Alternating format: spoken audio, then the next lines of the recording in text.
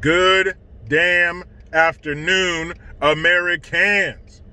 Jericho Green here with you once again.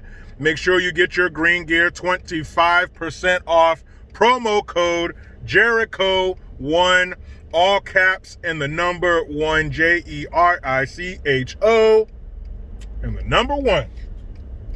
So before I get all up in this like a bike with no seat, got to give a big shout out to Catherine, all the way over there in Gay Paris. I appreciate the support, Catherine. Thanks for sticking with me. And unfortunately, from what I learned from her, over there in Paris, they are dealing with a lot of the same far left, crazy, deep V-neck, purple-haired, soft handshake, soy whip foam latte. Anything you can do, I can do better. Boys or girls, bullshit. Keep your head up, Catherine. Stay strong behind enemy lines. And I think, don't you guys still have President Macaroon, whatever that fucking turd's name is, trying to turn your country into a third world shite hole? But again, appreciate the love, Catherine. And before I get started, again, every time I see somebody somewhere play that clip of Biden saying that, well, American people, if you guys all get together and we all try to work together, you can possibly get together with your family and have a barbecue, maybe light off some fireworks. Yeah. Now come over here, America, sit on my lap so I can touch you inappropriately. Like, every time I hear that shit, I'm like, who the fuck do you think you are to tell me what I can do on the 4th of July? That maybe hey, America, if you do your homework and all your chores, maybe you can have a little party with your friends. Like, bruh, are you crazy? Like, don't you realize who we are? We are full-grown American adults. We've already been through the curfew and you have to do what I say and my house, my rules. Been there, done that, Joey. We were kids already. We were teenagers already. We were minors already, AKA your favorite flavor. We've already done that, so we're not trying to go back and do it again. I know retro's in, but not that kind of retro. I'm grown. I got the tax returns to prove it. I got the time cards to prove it. The bills in my name to prove it. So you're not going to sit here and tell me that if I'm a good little boy and I get my chores done, I can have some company. Fuck you.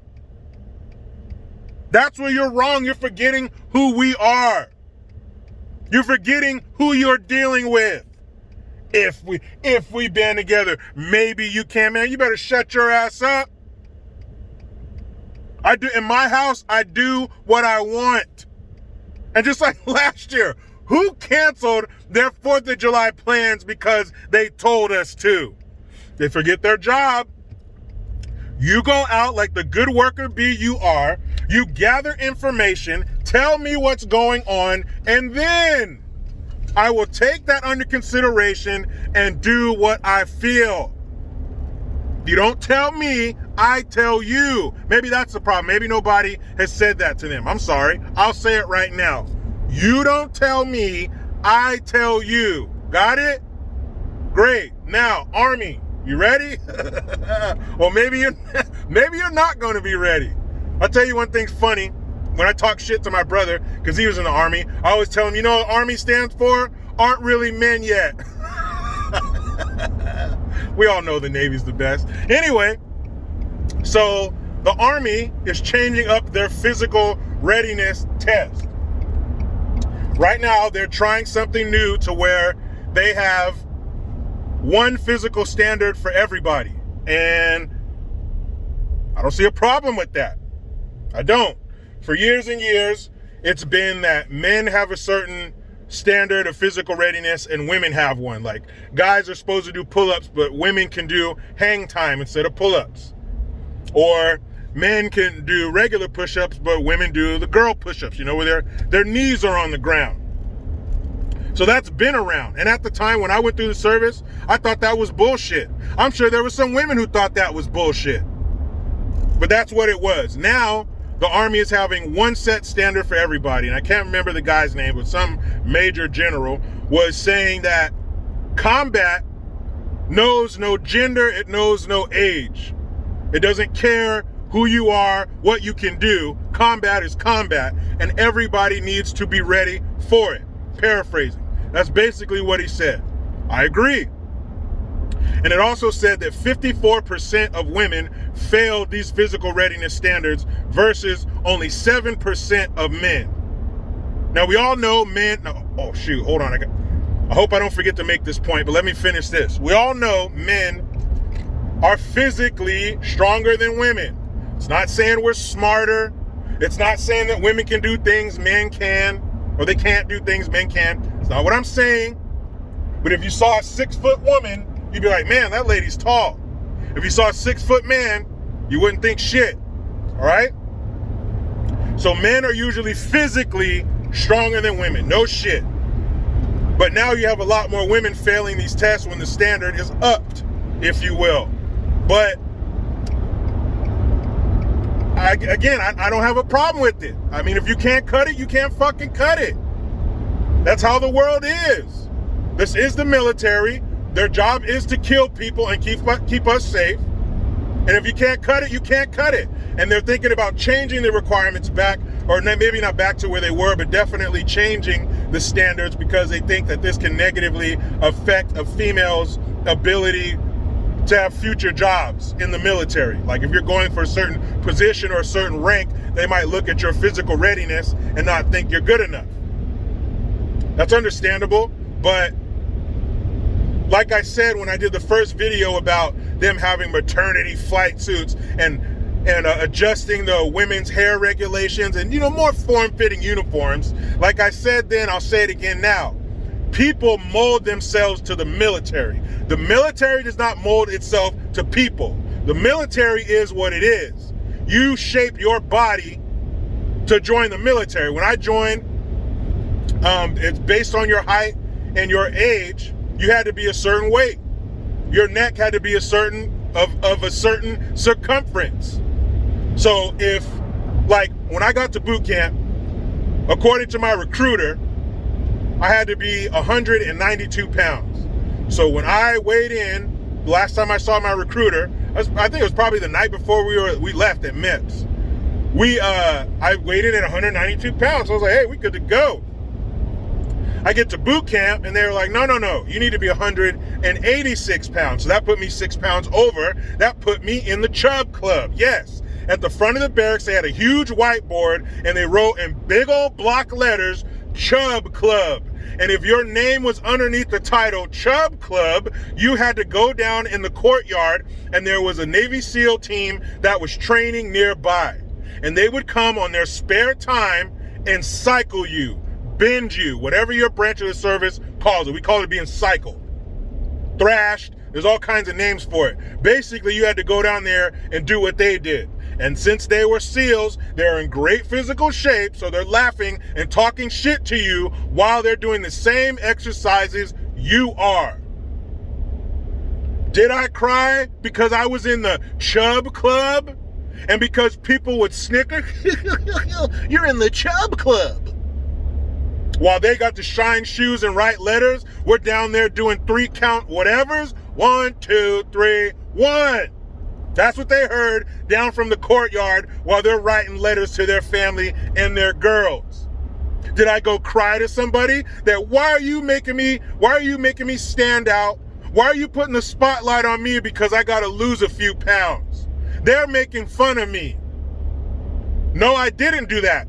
Was there even anybody to tell? I don't know, but I damn sure wasn't going to walk up to one of my RDCs and say, my feelings are hurt. No way. So you know what I did? Since I was a grown-up, I looked down, I had my big boy pants on, so when someone, you got to go to Chub Club. You know what I said? Fuck you. They stopped saying it. Wow. I took care of it myself. There was nobody I could cry to. I couldn't hold my hand up and take a timeout. I handled it. My point is, if you aren't up to military standards, then you work until you are. You don't change shit. You don't make the military change a damn thing. That's the United States Army. Are you kidding me? They don't change shit. You change. And if you can't cut it, either find a service you can cut it in or find a new dream. But we should not be weakening our fighting forces so the fucking empty suits in DC can feel better. So they can appease the puppet masters who have their hands jammed up their ass to the elbow, manipulating their mouths. You ready for some more stupid shit? Okay. So the other day where there was a police shooting in Nashville, Tennessee. Side note, I want to go to Memphis and make it to that Rib Festival. That's on my bucket list. So the other day, now when I first saw this video, when you see the lady pull away, when she takes off in her car, I thought, and you can call it sexist if you want, I don't care. That wasn't a car that you would think a lady would drive. Had rims, it looked like a dude's car. It looked like a young man's car. That's what it looked like. It didn't look like a car you would see a female driving, period. So she gets pulled over. The cop, she gets out of the car, puts her purse on the hood, on the trunk of the car. She's smoking a cigarette. Who is ghetto enough and stupid enough to be smoking a cigarette while you're talking to the cops? Anyway, so this ghetto ass hood rat gets out of her car looking like she got dressed in the dark and couldn't see what she was putting on her body. Her ghetto ass fucking attitude. She gets out of the car. She's dealing with the cop. She decides to jump back in the car. The cop says no. He pulls out his taser. Now maybe the prongs or whatever they come out, the projectiles weren't hooked in. I don't know, but he's giving her the business with this taser. Zzz, zzz, nothing's happening. And before he tases, he tells her, ma'am, you're about to get tased. That's the chance for you to stop your behavior that warrants the tasing. She didn't do that. So he puts it up against her body. Zzz, he's giving her the business. You hear it crackling and popping. Nothing. Wasn't getting through. Wasn't having an effect. Then she reaches over and grabs what? Her cell phone? Nope. Did she grab her lipstick? Nope. That bitch grabbed a gun. The cop says, put the gun down. So even then, when he saw her hand on the gun, he could have pulled his shit and shot her dead right there. But he gave her another chance. Put the gun down. Fuck that. That's not what she was there for. So she grabs a gun, shoots the cop. Yes, she shot the cop. She shoots the cop. He returns fire. He falls to the ground. This is all from his body cam. He falls to the ground. He's still looking at the car. He's on the driver's side of the car on the ground. You see her gun that she used on him. You see it fall out on the ground. She had been shot. She puts her car in reverse and takes off. For a second, I thought she was going to run the cop over. But she puts her car in reverse and takes off. She ends up dying later at the hospital. So, of course, let's see. Now, the reason I even know about this story and it came across my radar is what? What color was the cop? Anybody? You in the back. White. That's right. And what color was the victim? What color was the dead person? You right there. Black. That's white. That's right. That's white. That's right. The cop was white. The perp was black. That's why we know about it. So this woman, and I believe she was 30 years old, 31 years old, so she knew better, pulls a gun, gets popped. So since the cop was white and the suspect was black, why did it happen? Of course, this white cop, it's in the South, Southeast, whatever you consider Tennessee. It's in Tennessee. The cop's white, the perp's black. Racism. Period. Nothing else. Like LeBronica James said, that cop woke up that morning and said, I'm gonna kill me a black person today. So he was out on black person patrol looking for a black person to put these extra bullets in. So he finds her and shoots her. Wrong. I don't give a damn what color you are. You pull a gun on the cop, you deserve to get shot. We've all seen police utility belts. We all know what they have on it. They got a gun on there, and they're trained to use it. And if you're stupid enough to pull your gun on a cop, you deserve it. And the whole reason she got pulled over, guess what? The person the vehicle was registered to had warrants for drug offenses. He was a fucking dope boy. So that was probably her man, her baby daddy, whatever the fuck. So she's driving his car, gets caught up by the cops. Oh yeah, another thing. Remember when I told you she was standing back there and had her purse on the trunk of the car, smoking a cigarette? Well, the reason the cop wanted to arrest her is because he found weed and a white powder substance in her purse. What do you think that was? Baby powder? Baking soda? Nah, it was probably coke. So he finds drugs on you and you're driving a drug dealer's car. What an asshole that cop was. So of course they're calling racism. It's only a matter of time before Nashville's on fire. That lady was a fucking retard. You don't pull your strap on a cop unless you want to get shot. Period. That cop did everything right and they got it from two angles. His body cam and his dash cam. When are we going to stop this stupid shit? Because it's dangerous. It's dangerous to make somebody think that they are being targeted simply for the color of their skin. There's a second layer of danger. It's also dangerous to make these people think that if I'm approached by the cops in any way, I did nothing wrong. It's racism. That's why they're fucking with me. Not because of the warrants that the car owner had, or the weed, or the coke, or the fucking gun that I shot the cop with. It's racism. That's all. You can boil it down to just one word. Racism. Stop this stupid shit. That lady got what she deserved. That is fucking dumb. But it's racism, right? It's not because she was breaking the law and she shot a police officer. She didn't just reach for it. She reached for it and shot him. Man, what is up with this fucking world that we live in? Oh, the thing I was going to tell you about earlier. So talking about how women are usually physically not as strong as men. So there's this person I know. And I don't want everybody to jump on in the comment sections because she's a good person. She's smart. She's a good person. She just has some things that maybe she needs to talk out with somebody who believes differently. That's me.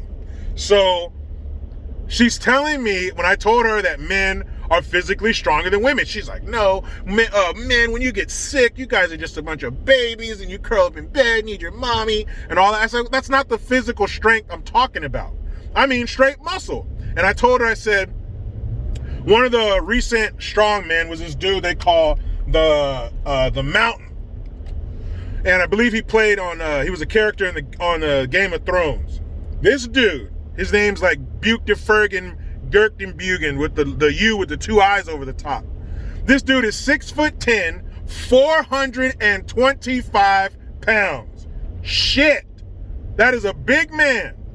I said, find me a woman who's 6'10", 425 pounds. The 425 pound part was not hard. Finding me a woman who has both is hard because women aren't built like that.